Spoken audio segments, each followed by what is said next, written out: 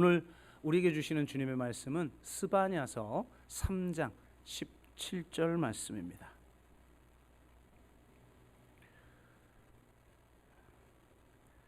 네, 스바냐서 3장 17절 한 절입니다.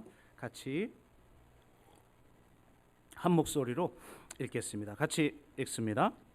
너의 하나님 여호와가 너의 가운데 계시니 그는 구원을 베푸실 전능자시라.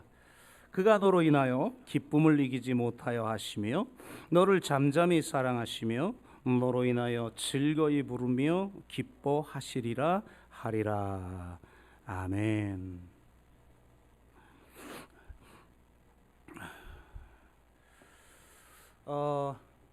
송구영신 예배 때부터 지난 2개월간 더브로스 버전 3.0에 대한 설교를 좀 했습니다.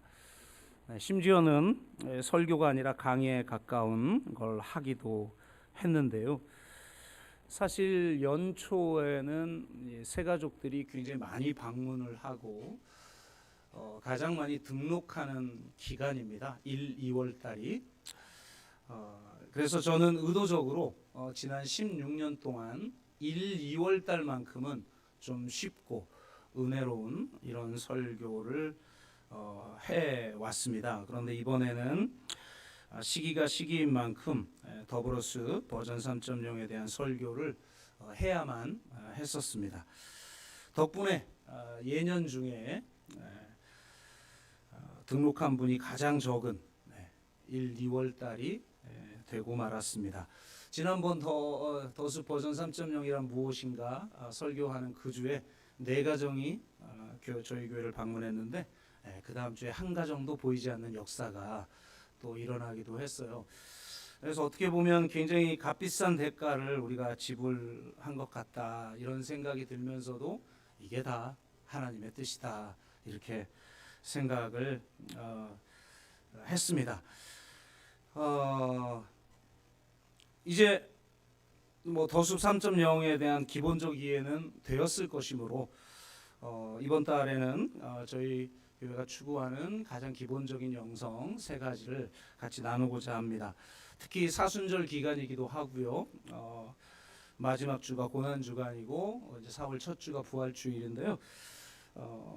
하나님의 마음 그리고 십자가의 영성 그리고 성령의 능력에 대한 3가지 설교를 좀 드리도록 합니다. 박종설 목사님 말처럼 감독판으로 이전에 좀 드렸던 말씀이지만 새롭게 말씀을 같이 나누기를 원합니다. 지난주 수요 영성 집회 설교 본문이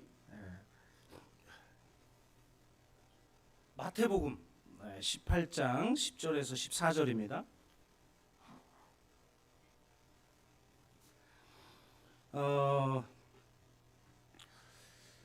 이 마태복음 18장은 교회의 권세와 책임 설교라는 주제의 장입니다.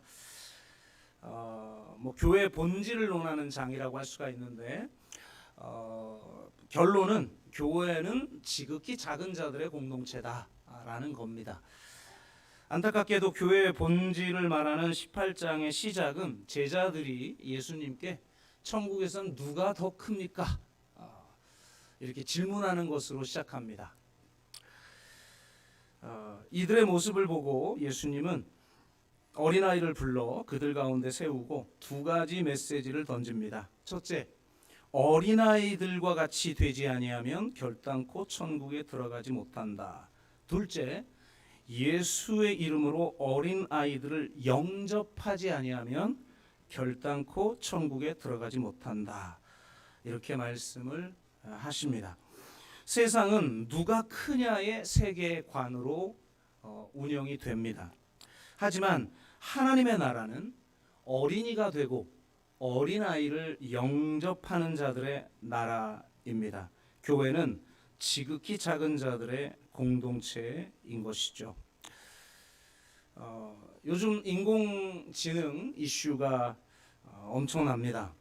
최근 제가 일부러 인공지능 관련 도서들을 구입해서 읽었습니다. 관련 동영상들도 찾아서 보았는데요. 가히 충격적입니다. 와, 우리가 너무 몰랐구나. 지금 정말 어마어마한 세상이 오고 있구나. 그런 생각을 가지게 되는데요. 박태웅 의장이 AI 강의 2025에서 이제는 몸을 가진 AI 시대가 다가오고 있다. 이렇게 진단합니다. Embodied AI 혹은 Physical AI라고 부르는데요. AI가 탑재된 휴머노이드는 모방학습, 강화학습, 전이학습을 통해 스스로 배워나가는 로봇이에요. 이게 무서운 거죠. 스스로 배워나가요. 우리 뭐 그 알파고도 알파고였나요? 네. 바둑 뒀던. 근데 그거는 인간이 다 그 바둑의 모든 수를 배우게 해서 경쟁하게 한 거냐? 아니에요. 이세돌이 딱 한 번 이겼잖아요. 근데 그 다음 버전은 바둑을 안 가르칩니다. 아니, 정보를 주지 않습니다. 규칙만 알려줬더니 스스로 몇억 번 자기가 반복하면서 학습해가지고 바둑을 익혀요. 그냥 익혀가지고 그 이후에는 누구도 1승을 다, 그러니까 이세돌이 마지막으로 인간으로서 1승을 한 거죠. 그 누구도 이기질 못해요. 지금은. 그러니까 이게 뭐 스스로 학습이 무서운데 더 저희가 충격적이었던 건 이 전이학습인 것 같아요. 그러니까 100개의 휴머노이드 로봇이 있어요. 근데 그 중에 여러 가지 훈련을 시키면 한 휴머노이드가 어떤 걸 배웠어요. 스스로 학습해서. 이 전이학습이 뭐냐면 그러는 동시에 100개의 휴머노이드가 동시에 그걸 배워요. 그냥 전송하면 되는 거니까 그 익힌 걸. 정말 무서운 시대가 된 거죠. 이전 기계들은 인간의 어떤 신체 능력을 대체하는 정도였다면 이제는 인간이 동물과 다른 어떤 차이점, 즉 인간됨이라고 하는 것 자체를 대체해버리는 시대가 오고 있다. 그러니까 인간이 필요 없는 시대가 오고 있다라는 겁니다. 레이 커즈와일이 마침내 특이점이 시작된다라고 하는 책을 썼어요. 이 특이점이 온다라는 책을 썼던 사람이에요. 2000년대에. 그래서 사람들에게 충격을 줬죠. 와, 이 특이점이 오면 도대체 어떤 세상이 오는 거야. 그런데 이게 이제 현실 속에서 막 이루어지고 있잖아요. 그래서 마침내 특이점이 시작된다라는 책을 새로 냈어요. 이 책에서 일반 인공지능, 그러니까 AGI라고 우리가 부르는 건데 기계가 특정 영역에 국한되지 않는 넓은 범위에서 인간 이상의 인지 능력, 추론, 학습 능력을 구현하는 것. 이게 일반 인공지능이거든요. 지금은 뭐 특화돼 있잖아요. AI별로 다. 근데 이게 이제 모든 AI들이 일반 인공지능의 상태에 다다르게 되는 게 2029년일 것이다. 3년 남았습니다, 여러분. 그럼 이제 이 3년 이후부터는 본격화되는 거죠. 인간을 대체하는 것이. 특이점. 그러니까 이게 뭐냐면 인간과 기계의 경계가 의미를 잃고 물리적 융합이 완성되는 순간을 말하는데 이게 2045년에 성취될 것이다. 여러분 밀레니엄 한참 얘기하는데 벌써 26년 지났잖아요. 순식간이죠, 세월. 45년 순식간입니다. 금방 와요. 이런 시대가 오면 유발 하라리가 호모 데우스라는 책에서 암울하게 예측한 것처럼 호모 데우스에 의해 호모 사피엔스, 그러니까 현생 인류죠. 호모 사피엔스를 멸종에 이르게 할 것이다 라는 겁니다.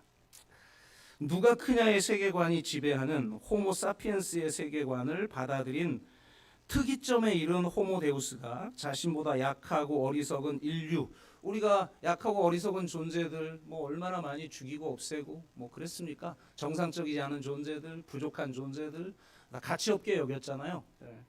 그런 시각으로 볼 때 이 호모 데우스가 볼 때는 인류가 너무 불필요한 존재들인 거죠. 그래서 다 쓸어버리게 될 것이다.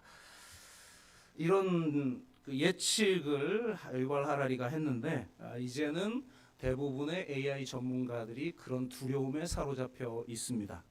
하여 AI 대부로 알려진 제프리 힌트는 초지능 AI가 인류를 위협하는 실존적 위험을 극복할 수 있는 유일한 대안은 모성애다. 이렇게 진단합니다. 물론 페미니즘 시각에서 보면 이게 좀 문제가 있는 용어라는 걸 전제로 하고 그 의미를 풀어보면 이렇습니다. 더 지능적인 존재가 덜 지능적인 존재에 의해 통제받고 헌신하는 유일한 모델은 아기에게 통제받는 엄마밖에 없기에 지금부터라도 AI에게 모성을 학습시켜야 인류의 생존을 도모할 수가 있다라고 주장합니다. AI의 대부가. 저는 이 글을 읽으면서 좀 놀랐어요. 은혜 받았어요. 아니 이건 교회 본질이잖아. 교회 본질이 뭐예요? 더 강해지는 것, 초인간이 되는 게 아니죠. 교회는 모두가 어린아이는 순진무구한 존재를 뜻하지 않아요. 2000년 전에는 이건 그냥 쓸모없는 존재를 상징하는 말이에요. 이 당시 문화적 용어는 가치 없는 존재, 쓸모없는 존재, 의미 없는 존재, 그런 존재들이 되라는 거예요. 너 잘났다고 자기 내세우지 말고 어린아이 같이 되라는 거예요. 더 중요한 건 어린아이를 영접하는 것이 교회라는 겁니다. 교회가 잘난 사람들, 부자들, 권력 가진 사람들, 더 많이 배운 사람들, 그런 사람들만 높이는 곳이 아니라 어린아이들을 영접하는 곳이다. 그런데 바로 이 교회의 본질이 인류 생존의 비법이라는 거예요. 안 놀랍습니까? 놀라지도 않아. 이분들은 뭐 감각이 없어. 진짜 그러니까 교회의 어떤 본질이 이 인류를 구원하는 비법이 될 것이다. 그걸 과연 이야기할 수 있는 교회가 될 것인가? 이게 굉장히 중요하죠. 많은 사람들이 신에 대해서 오해를 하고 있어요.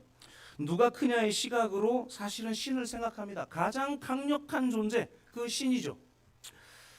누가 크냐의 세계관으로 보면 하나님은 가장 남성적인 분이고 가장 강력한 분이다. 그래서 미국의 주에 대한 만평을 보면 예수 그리스도가 거의 아놀드 슈왈제네거 같이 강력한, 미국의 신은 이런 신인 거죠. 뭐 헬스 유니버스 대회에서 1등한 그런 옷 쫙 찢어지고 뭐 강력한 예수, 그 강력한 예수를 추구하죠.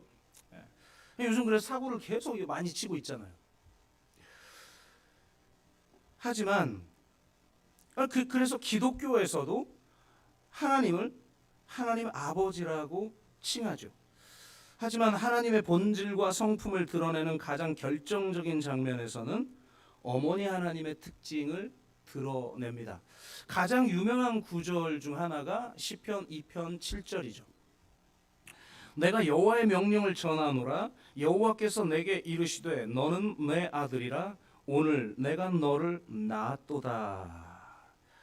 이 구절은 본래 참된 왕이신 하나님께서 아들 메시아에게 하신 말씀이죠. 그런데 가만히 생각해 보세요. 여러분, 내가 너를 낳았어. 이걸 아버지가 얘기합니까? 어머니가 얘기합니까? 어머니가 낳았어요? 아버지가 낳았어요? 아버지들, 해산의 고통이 뭔지는 알기나 해요? 이번에 나온 우리 청년 지역에 아이들 거의 죽다 살았다고 그러니까 예슬이도 대단해. 자연분만을 해버렸어요. 죽다 살아난 거잖아요. 저도 뭐 신방 가보면 목사님 너무 애가 안 나오고 고통스러워서 막 그 창밖으로 뛰어내리고 싶네. 죽어야지라고 했더니 그때 나옵디다 애가. 해산의 고통. 남자들은 모르죠. 다 낳고 나면 그때서야 우리 애기 뭐. 그러니까 이 무슨 말이냐면 하나님의 아버지성이 자녀를 낳는 고통을 감내하는 어머니성을 통해서 드러나고 있다는 거예요. 기가 막힌 거죠. 본문은 하나님의 우리 각자를 자녀 삼으시는 양자됨의 은혜로 확장하여 십자가의 고통으로 우리를 낳으심을 의미하죠. 그리스도 안에서 해산의 고통으로 하나님이 우리를 낳으셨어요. 우리가 거듭났어요. 그리스도 안에 새로운 피조물이에요. 그래서 너는 내 아들이라 라는 찬양의 후렴구는 이렇게 노래하죠. 나의 십자가 고통, 해산의 그 고통으로 내가 너를 낳았으니. 아멘. 하나님이 해산의 고통으로 여러분 한 사람 한 사람을 낳으신 줄로 믿습니다. 그런데 이런 생각을 해본 적이 있어요. 저도 해산의 고통은 간접적으로 좀 알거든요. 직접 겪어보지는 않았으니까 남자가 어떻게 안다고 말할 수 있습니까? 다만 저희 집은 아이 셋을 다 집에서 낳았어요. 첫째 아이 자연분만하고 둘째, 셋째는 수중분만으로 집에서 낳아서 아마 뭐 한국 최초 집에서 수중분만한 그런 가정이지 않을까 이렇게 생각이 드는데, 그러니까 옆에서 해산의 고통으로 고통스러워하는 아내를 봤죠. 우리 특히 첫째가 얼마나 머리가 큽니까? 잘 안 나왔어요. 아침부터 진통해가지고 밤에 났어요. 저희는 제 아내가 얼마나 힘을 많이 줬는지, 애 딱 낳고 나서 수고했어요 여보라고 바라봤는데 얼굴이 눈탱이가 개구리 왕눈이 알아요? 아롬이 이렇게 눈이 튀어나왔더라고요. 와, 진짜 힘들었구나. 간접적으로는 알지만 이런 생각이 들은 적이 있었어요. 아니, 아들 예수 그리스도가 이 땅에 오셔서 십자가에서 고통당했지, 하늘에 있는 아버지는 무슨 고통을 당했지? 이런 생각을 해볼 수 있잖아요. 실제로 비신자들 중에 기독교를 가장 많이 비판하는 건, 아니 그 하나님의 죄에 대한 그 진노를 왜 자기 자식한테 쏟아부어? 그래서 폭력적인 신이다 기독교는, 이렇게 비판 많이 하잖아요. 그래 우린 그걸 이제 삼위일체 하나님을 이해하지 못하는 소산인데, 여하튼 그렇게 생각해 볼 수도 있죠. 그런데 애를 낳아 보면 그런 말 못 합니다. 우리 첫째 아이가 눈을 다친 적이 있어요. 지금도 여기 흉터가 조금 있는데, 제가 안산에서 부교육자로 사역을 할 때 갑자기 저녁에 설교 준비하는데 비명 소리가 나서 달려가 보니까 저희 장모님께서 아이를 씻긴 다음에 이 세면대 위에다 애를 올려놓은 거예요. 근데 얘가 또 워낙 또 까불어요. 그러다 보니까 거기서 뭐 좀 까불다가 미끄러져 가지고 이 모서리에 탁 쪄서 피가 콸콸 흘러나는 거예요. 그래서 대충 닦아내고 지압하고, 그리고 나서 애를 안고 고대 안산병원 응급실에 갔는데요. 갔더니 제 아들 다친 건 의사가 신경도 안 써. 나는 이 급해 죽겠는데 신경도 안 써. 마지막에는 진짜 응급 환자가 삐요 하더니 모든 의사들이 다 거기에 달려들 정도로 중환 환자 하나가 들어와서 제 아내하고 눈이 마주치면서 이대로는 안 되겠다, 옮기자. 그래서 그 옆에 안산에 두손병원이라고 하는 유명한 병원, 손 잘린 것도 붙이는 아주 유명한 산업재해 병원, 전문 병원이에요.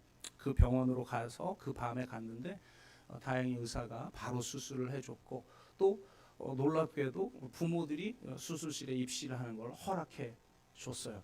근데 여러분, 우리 늘봄이 잘 아시듯이 얘가 뭐 굉장히 터프한 것 같은데 실제로는 겁이 진짜 많아요. 그래가지고 애가 수술을 하는데 마취를 놓고 수술하니까 안 아플 거 아니에요. 마취를 분명히 놓고 그 다음에 흰 보자기로 여기 수술 부위만 뚫린 그 보자기를 덮었는데 애가 막 그냥 아파, 엄마 나 죽을 것 같아, 아파, 온갖 그냥 막 비명을 지르는 거예요. 진짜 나는 그 마취 안 하고 수술한 것 같았고, 다 꼬매면 그게 마취했기 때문에 못 느낄 텐데 꼬맬 때마다 그러면서. 근데 그때 제가 바로 옆에 있었기 때문에 제 아내와 같이 그 아이 손을 꼭 잡고, 아들아, 아빠 엄마 여기 있다, 얼마나 아프니, 금방 끝나, 조금만 참아, 네 곁을 떠나지 않을 거야, 꼭 붙잡고 있을 테니까 조금만 참아, 금방 끝나. 이렇게 아이를 위로하는데 정말 제 생사를 꼬매고 말지 아이가 아파하는 건 볼 수가 없더라고요. 더 아파요, 더 아파. 그러면서 그때 그렇구나, 하나님의 아들을 십자가에 내어 주실 때 하나님은 침묵할 수밖에 없었잖아요. 그 죄의 형벌을 쏟아붓고 그것을 다 받고 그 정서와 권세가 총공격하는 그 십자가의 현장에서 그 아들이 그 모든 것을 받아 안는데, 하나님은 오직 그 녹슨 세 개의 못으로만 그 아들을 붙잡고 있을 수밖에 없어요. 저는 아이의 손을 붙잡고 조금만 참아, 괜찮아, 너를 떠나지 않아 말해줄 수 있었지만 하나님은 그럴 수 없었어요. 더군다나 나는 우리 사랑하는 아들 때문에 아팠지만 하나님은 자신을 거절하고 자신을 배반한 바로 그 죄인들을 위해서 아들을 내어주는 고통을 감내하셨단 말이에요. 그러면서 하나님 아버지가 해산의 고통으로 우리를 낳으셨다라는 게 무슨 말인지를 저는 그때 이해할 수 있었습니다. 십자가의 고통, 해산의 그 고통으로 여러분 한 사람 한 사람을 낳으신 줄로 믿습니다. 하나님은 왜 이런 고통까지 감내하시면서 십자가의 아들을 내어주셨을까요? 그것은 우리를 사랑하시기 때문입니다. 우리가 연약할 때에, 죄인 되었을 때에, 원수 되었을 때에 먼저 우리를 사랑하셔서 십자가의 고통으로 우리를 낳으셨습니다. 십자가로 자기의 사랑을 확증하여 주셨습니다. 이 사랑을 경험해야 사람이 변화됩니다. 아무리 사람 변화시키려고 해도 변화시킬 수 없어요. 우리 결혼 생활에서 증명하잖아요. 여러분이 남편을 변화시켰습니까? 여러분이 여러분 아내를 변화시켰습니까? 변화 안 돼요. 인간은 변화되는 존재가 아니에요. 변화는 일어나는 거지 변화는 시키는 게 아니에요. 사랑을 경험해야 변화가 일어납니다. 이스라엘 백성들은 이를 알지 못하고 하나님을 끊임없이 원망해요. 정탐꾼이 보고를 가나안에 정탐하고 나서 보고를 하는 장면을 봐요. 이스라엘 백성들이 다 원망해요. 뭐라고 말하냐면 이게 참 충격적인데 이렇게 말해요. 아니 애굽에서 건져내고 만나와 메추라기 먹이고 광야에서 샘물을 터뜨려서 그들을 마시게 하고 구름기둥 불기둥으로 인도를 하고 뭐 별짓을 다 했는데도 그들이 정탐꾼의 보고를 듣고 뭐라고 말하냐. 신명기 1장 27절 여호와께서 우리를 미워하심으로. 아무리 하나님이 여러분을 사랑하십니다 뭐한다 이런 말 들어도 진짜 사랑을 내가 경험하지 않은 사람들은 어려움이 닥치고 힘들면 하나님이 날 미워하시나 봐. 그 아들이 그러죠. 그런 아이들도 있죠. 다 과잉 일반화시키면 안 되는데 그런 경우들이 종종 있잖아요. 아무리 사랑을 줘도 날 사랑하는 건 아닐 거야. 심지어 미워하심으로 아모리 족속의 손에 넘겨 멸하시려고 우리를 애굽 땅에서 건져냈다. 아니 자기들이 못 살겠다라고 해서 건져내 줬더니 우리 여기서 그냥 아예 멸하려고 우리를 미워하시기 때문에 하나님의 사랑을 경험하지 못한 사람, 진짜 사랑을 경험하지 못한 사람은 고난이 오면 금세 이렇게 되는 거예요. 하나님이 날 미워하시나 봐. 불평하고 원망해요. 진짜 하나님의 사랑을 경험한 사람은 마치 하나님이 계시지 않는 것 같은 상황에서도 하나님을 지켜내줘요. 도리어 내가 그 신앙을 붙들므로 말미암아 사람들이 하나님을 거부할 수밖에 없는 그 상황에서 하나님을 보호해줘요. 지켜내줘요. 그러자 모세가 이렇게 말하죠. 신명기 1장 31절 광야에서도 너희가 당하였거니와 경험했거니와 사람이 자기 아들을 안는 것 같이 마치 어미가 아이를 낳고 나서 다 안고 그 다음에 안고 그 아이를 계속해서 양육하고 보호하듯이 너희 하나님 여호와께서 너희가 걸어온 길에서 너희를 안으사 이곳까지 이르게 하셨도다. 어미가 그 자식을 안을 때 무서워지죠. 가끔 그런 동영상 올라오잖아요. 견주들 왜 그 강아지들 개들 목줄 푸는 거예요 도대체. 그 풀어놨다가 그냥 험한 개가 남의 집 개 물고 아니면 그 어린아이 물고 이런 영상 많이 올라오잖아요. 근데 어느 영상 보니까 연약한 여인인데 아이를 낳는데 개 불독이었나 달려드는데 그거를 막 그냥 아이 다칠까 봐. 그게 힘 아니에요. 그렇게 너희들을 사랑했다. 그런데 미워하다니, 너희들을 멸하려고 한다니, 이게 얼마나 안타까운 거예요. 하나님이 우리를 얼마나 사랑하는지를 알면, 하나님이 나를 보호하지 않는 것 같을 때, 하나님이 계시지 않는 것 같은 무신성의 상황 한가운데에서도 우리는 하나님을 거부하지 않아요. 도리어 하나님을 지켜내줘요.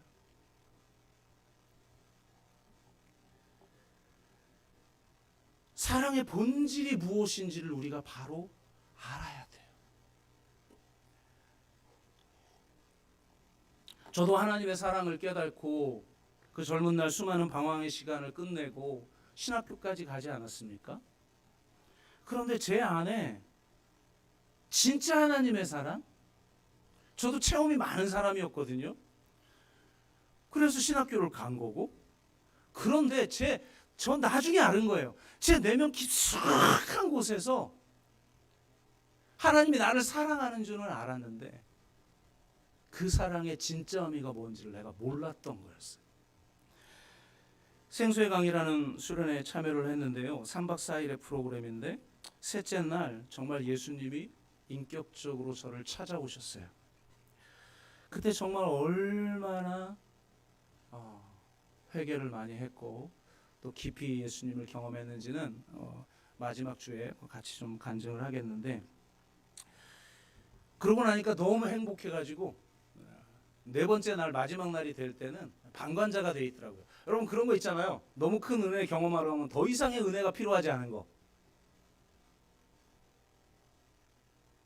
그런 거 한 번도 경험해 본 적이 없어요? 아니 난 지금 죽어도 좋고 아무것도 가지고 있지 않아도 되고 더 이상의 은혜 주지 않으셔도 되고 하나님이 이제 평생 동안 나 안 만나 주셔도 되는 정도.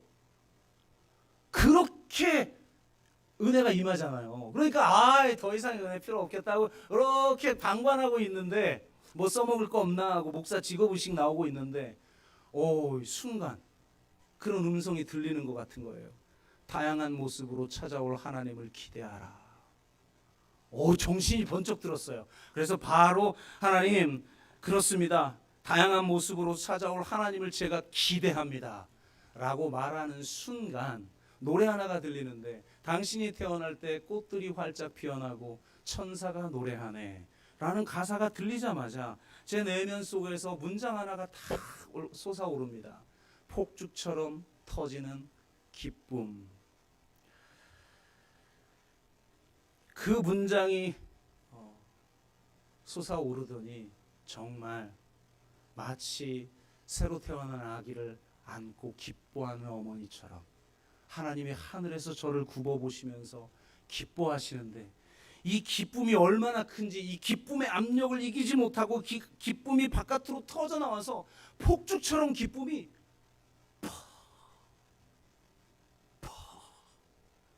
터져나는데요. 와, 그 황홀한 순간을 잊을 수가 없죠. 0519 5월 19일.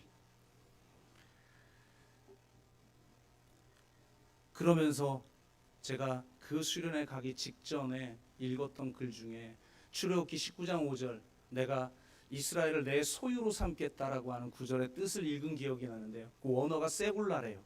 세굴라는 단순히 내 소유를 뜻하는 게 아니라 보배로운 존재, 존귀한 존재로 여기겠다, 그런 뜻이라는 거예요. 야, 참 의미 좋다 이러었었는데 제가 폭죽처럼 터지는 기쁨으로 나를 기뻐하시는 그 하나님을 경험하고 나니까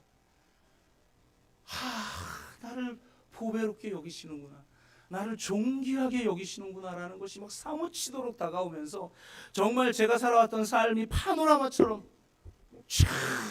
죽을 때만 그런다던데 죽을 때 다 돼서 그랬는지는 몰라도 인생이 파노라마처럼 쫙 스쳐 지나가면서 제가 방황했던 거, 상처 입었던 순간들, 막 그냥 삶을 포기하고 자살하려고 자살 시도했던 순간들, 막 이런 순간들이 파노라마처럼 펼쳐지면서 내가 왜 그랬을까? 내가 이렇게 보배로운 존재, 내가 이렇게 하나님이 기뻐하시는 존재인데 내가 왜 죽으려고 했을까? 내가 왜 이렇게 열등의식에 사로잡혀 있고 자기 입증하려고 했고, 그러면서 그 아픔들이 세포 하나하나에 담겨져 있던 그 슬픔들이, 그 아픔들이 그냥 다 휘발되는 것처럼 다 빠져나가면서 그 세포 하나하나에 기쁨이 충만해지는,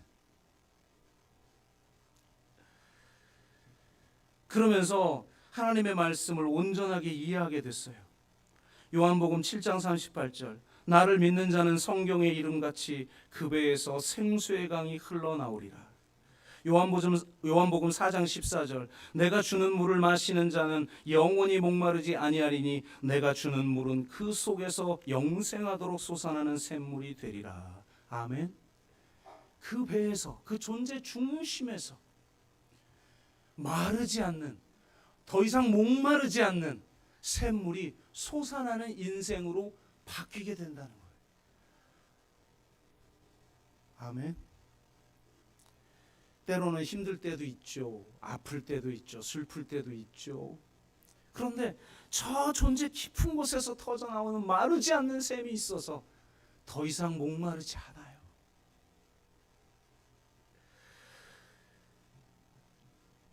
그리고 더 이상 자기 입증이 필요 없는 삶을 살게 됩니다. 자기 입증이 필요한 삶이란 누가 크냐의 삶이에요. 어린이가 되고 어린아이를 영접하는 세계, 그것이 바로 자기 입증이 필요 없는 세계죠. 무익해도 괜찮아요. 사람들이 하나님의 사랑을 참 많이 오해하는 것 같아요. 하나님은 신이기 때문에 우리를 사랑한다고 생각하죠. 전능한 신이니 당연히 인간처럼 감정에 사로잡혀서 사랑스럽다가도 막 미워하고 꼴도 보기 싫고 막 죽이고 싶고, 그렇게 변할 수 없죠. 그래서 무조건적인 사랑을 할 수 있다고 생각해요. 우리의 사랑의 개념은 이렇죠. 사랑은 의지적 선택이다. 감정적으로 미운 마음이 있어도 그를 용납할 수 있다. 감정적인 걸 넘어설 수 있다. 마틴 루터 킹 목사님이 그렇게 흑인 인권 운동을 하셨죠. 우리가 백인들을 에로스적으로 사랑할 수는 없다. 하지만 아가페적으로 사랑할 수는 있다. 백인들을 우리가 좋아할 수는 없다. 왜? 나를 괴롭혀왔던 백인을 어떻게 좋아하라고 그래요? 좋아하라고 그러면 우린 못한다. 그러나 사랑할 수는 있다. 하나님의 사랑으로 우리가 의지적 선택을 할 수 있다. 그들을 수용할 수 있다. 백인들을 사랑하자. 폭력적으로 보복하는 것이 아니라 백인들을 의지적으로 사랑해서 비폭력적 저항을 했던 것이죠. 마치 하나님이 우리를 그렇게 사랑하실 거라고 우리는 생각하죠. 저도 그랬어요.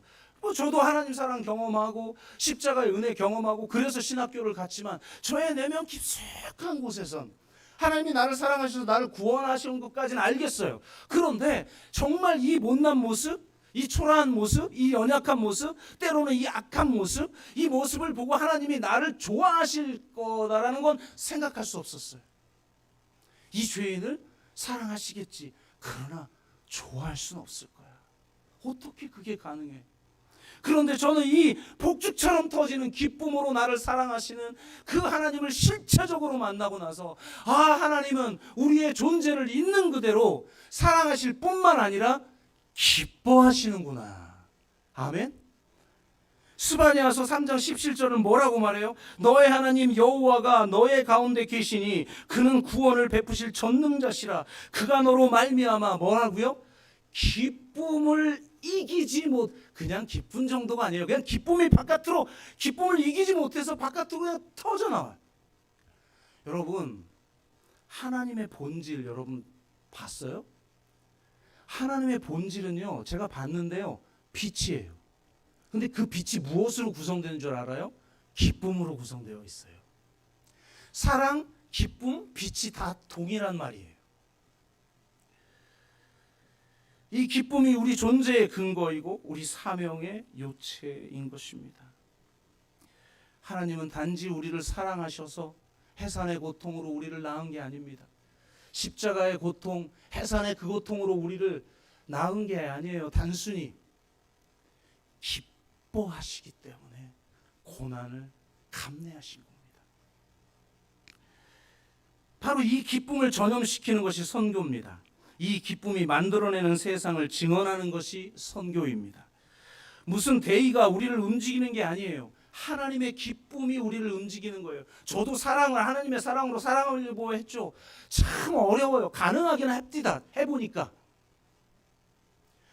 상종하고 싶지도 않은데 하나님의 사랑 때문에 다시 상종하게 돼요. 다시는 이러고 싶지도 않은데 그 사역을 하게 돼요. 하나님의 사랑 때문에. 그런데 힘들어요. 하나님의 사랑 때문에 그 일을 하는 게 아니라 하나님의 기쁨 때문에 그 일을 해야 돼요. 그래야 오래 가요. 여러분, 한 사람 한 사람 모두가 바로 이 십자가의 사랑, 이 십자가의 기쁨을 만끽하기를 주의 이름으로 축원합니다. 우리 그리스도의 몸인 이 교회의 중심 가운데 하나님의 이 기쁨이 차고 흘러 넘치는 그런 복된 공동체 되기를 주의 이름으로 축복합니다. 우리가 같이 한번 찬양하고 기도하겠습니다.